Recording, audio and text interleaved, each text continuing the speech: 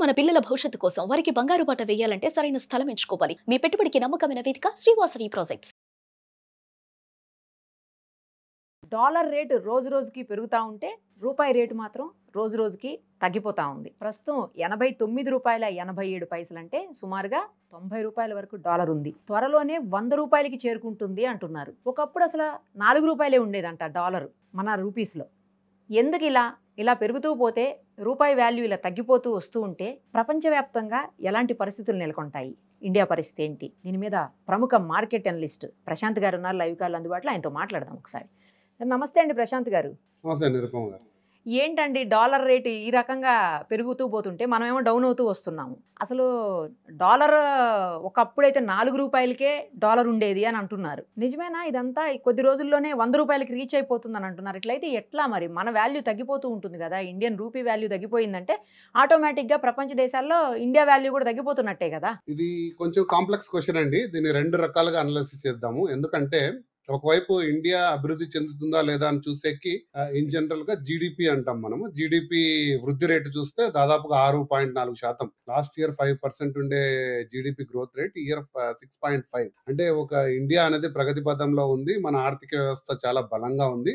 మనం బాగా ఎదుగుతున్నామంటూ ఖచ్చితంగా ఒక వైపు చూసుకొని ప్రపంచ దేశాలు మన వైపు చూస్తున్నాయి. సో మన పరిస్థితి చాలా మెరుగ్గా ఉంది. ఎందుకంటే జీడిపి అభివృద్ధి చేయడం చాలా ఇంపార్టెంట్. మరి డాలర్ ప్రైస్ తో కంపేర్ చేస్తే మన రూపీ ఎందుకు రోజు రోజుకి పడుతూ ఉంది? అలా పడడం వల్ల మన ఇంపాక్ట్ ఏంటి?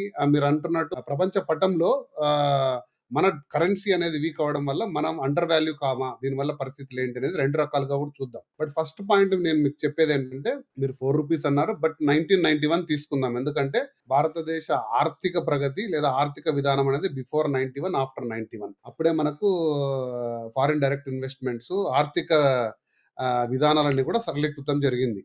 మన్మోహన్ సింగ్ గారి ప్రభుత్వం, పివి నరసింహారావు, మన్మోహన్ సింగ్ టైంలో 91 అప్పుడు ₹17 ఉండేదండి ఒక డాలర్. 91 లో వచ్చేసి ₹17 ఉండేది. 2000 అంటే ఒక 9 years లోనే అది దాదాపుగా ₹45 వరకు వెళ్ళింది. ఆ తర్వాత మనకు ఒక నెక్స్ట్ 10 years చూసుకుంటే 2000 వరకు స్టేబుల్ గా ఉంది. 45 ఉండేది, 46 అలా ఉంది. మళ్ళీ 2010 నుంచి రెక్కలు వచ్చి అమాంతంగా ఒకసారిగా 80 వరకు వచ్చేసి ఇప్పుడు 90 అంటున్నాము. త్వరలో 100 కూడా చూస్తాం. బట్ వీటికి కారణాలు అనేకమండి.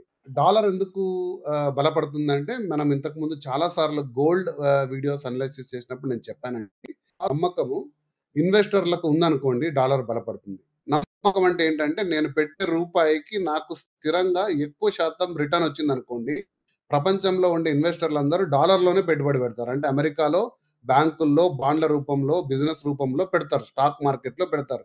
ఎందుకంటే డాలర్లు అనేది అందరికి కూడా చాలా అట్రాక్టివ్ కరెన్సీ. ఇక్కడ స్టాక్ మార్కెట్ మీరు చూశారు, సెన్సెక్స్ ఈరోజు ఎంత ఫాస్ట్ గా అభివృద్ధి చెందిందో, అలాగే మన వడ్డీ రేట్లు కూడా ఇక్కడ ఆకర్షణీయంగా ఉండడం వల్ల తీసుకొచ్చి పెట్టుబడులు పెట్టడం జరిగింది. కాకపోతే లాస్ట్ 4 months గా యుఎస్ అనేది ఫెడరల్ రేట్స్ తగ్గలేదు. సో డాలర్ పై నమ్మకం పెరిగింది. సో ఇండియాలో అమాంతంగా ఒక $16 బిలియన్ కరెన్సీని స్టాక్ మార్కెట్లోనో వివిధ రూపాల్లో ఉండే కరెన్సీని తీసుకెళ్లి మళ్ళీ అమెరికాలో ఇన్వెస్ట్ చేయడం జరిగింది. అంత మొత్తం డబ్బు డాలర్స్ డిమాండ్ పెరిగింది, రూపాయల విలువ తగ్గింది. సో వీటి మూలంగా ఖచ్చితంగా కూడా ఆ యొక్క దెబ్బ అనేది మన ఇండియన్ రూపీ మీద పడింది. అలాగే ఇక 3-4 ప్రధాన కారణాలు ఉన్నాయండి. అవి ఎప్పటికీ మారవు. మనము అనేది ఇంపోర్ట్ డ్రివెన్ ఎకానమీ. మనం అన్ని కూడా బయట నుంచే కొంటాం. ముఖ్యంగా మనకు కావాల్సిన ఆయిల్ ఏదైతే ఉందో, పెట్రోల్, డీజిల్, ఇవన్నీ కూడా మనం ప్రపంచ దేశాల నుంచి పర్చేజ్ చేస్తాం. 90% మన ఆయిల్ ఇంపోర్ట్స్ అన్ని కూడా బయట నుంచే వస్తాయి. వాటికి డాలర్లో పే చేయాలి. గోల్డ్ మొత్తం కూడా బయట నుంచే కొంటాం డాలర్లు పెట్టి. మన మిలిటరీ ఎక్విప్మెంట్ అన్ని, ఫ్లైట్లు, ఫైటర్ జెట్లు, మోస్ట్ ఆఫ్ దెమ్ ఇంపోర్ట్ చేసుకుంటాం.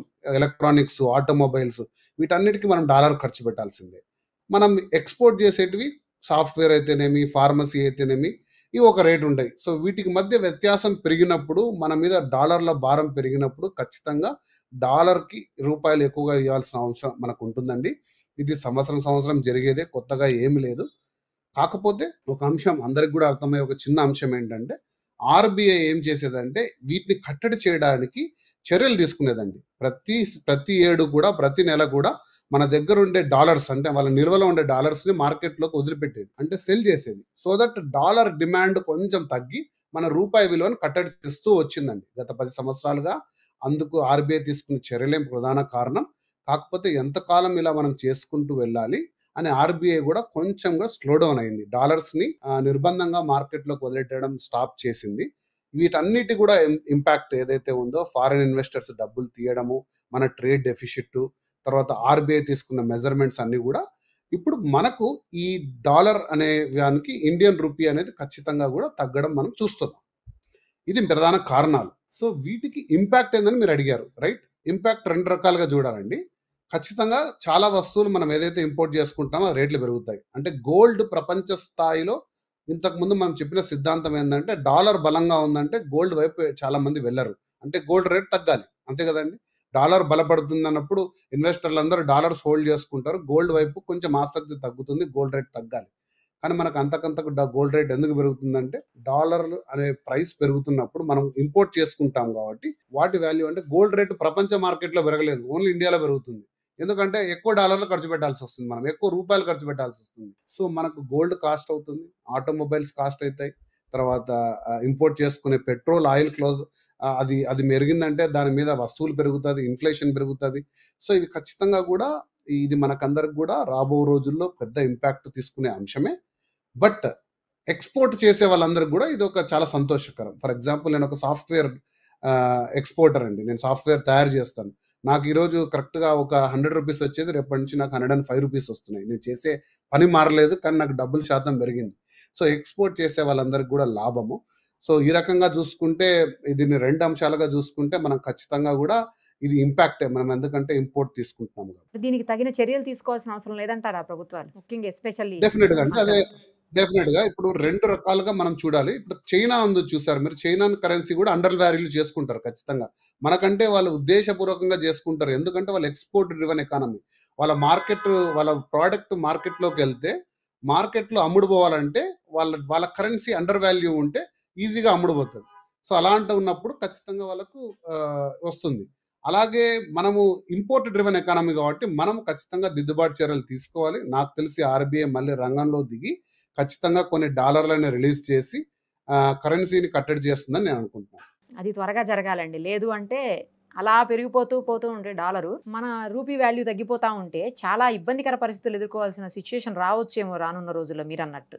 అవునండి. ప్రశాంత్ గారు, మరి ఇప్పుడు దీని ఇంపాక్ట్ గోల్డ్ మీద కూడా పడే అవకాశం ఉంటుందా అండి? గోల్డ్ రోజు రోజుకి పెరిగిపోతానే ఉంది. మీరు మొదలే చెప్పారు. ఖచ్చితంగా పెరుగుతదండి. తగ్గేది అసలు ఉండదు. కరెక్షన్స్ పెద్దగా జరగదు అని చెప్పి అలాగే అవుతోంది మీరన్నట్టే.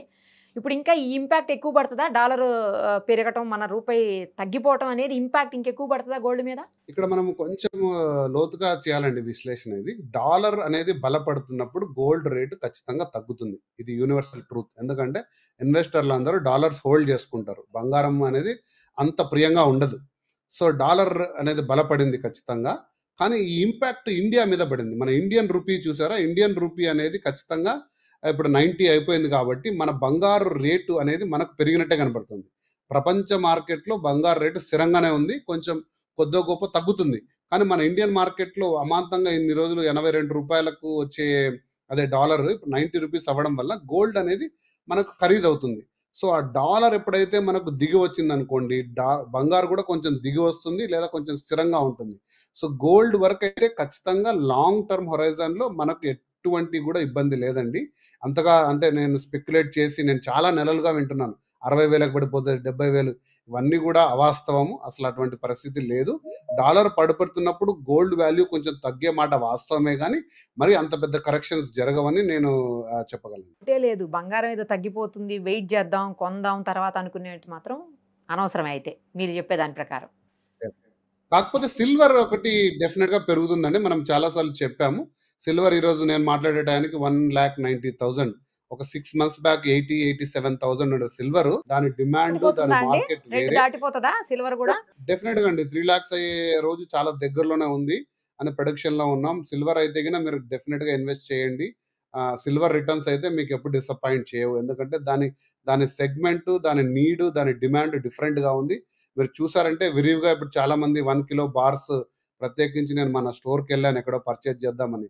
చాలా డిమాండ్‌గా తీసుకుంటున్నారు. సిల్వర్‌కైతే డెఫినిట్‌గా కూడా మంచి మంచి గ్రోత్ రేట్ ఉండే అవకాశం ఉంది ఈ నెక్స్ట్ 1 ఇయర్. ఎందుకు ఎంత పెరిగినా కూడా అండి గోల్డ్ మీద ఉన్నంత ఇంట్రెస్ట్ సిల్వర్ మీద రాదు, ఎందుకో తెలియదు. ఇన్వెస్ట్మెంట్ పర్పస్లో కొనాలేమో కానీ ఆర్నమెంట్స్ విషయానికి వచ్చేసరికి గోల్డ్కే ఎక్కువ ప్రియారిటీ ఉంటుంది. అవును.